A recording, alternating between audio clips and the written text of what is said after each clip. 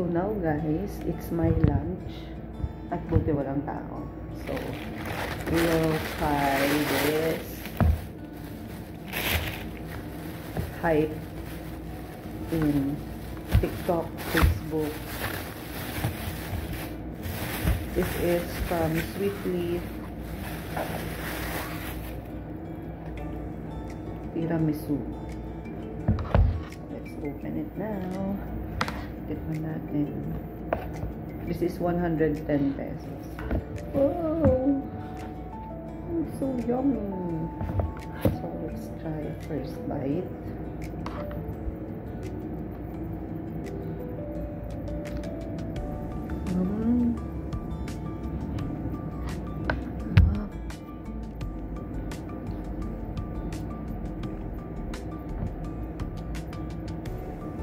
Very creamy.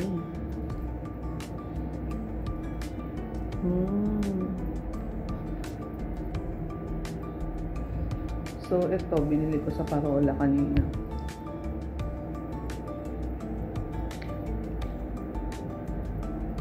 Grabe guys, sobrang sarap.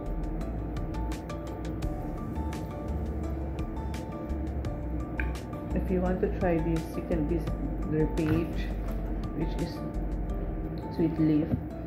Kung taga-Kainta naman kayo, pwede kayo magpunta sa may tapat ng Jollibee Parola. Doon siya bandang katabi ng Jollibee na nagbebenta ng chicken. Wow.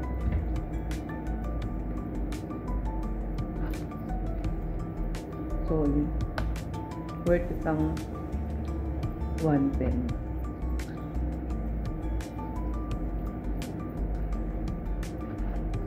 Marami din sa mga flavors. May matcha, strawberry. Diba isa? Parang biscoff ata yun.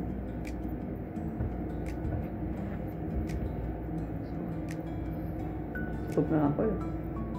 Ito yung bawon ko eh. So, ang dami niya.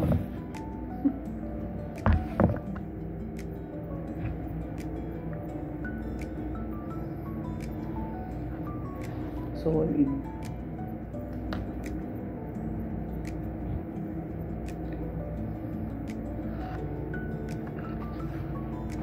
Thank you, Sweet Leaf.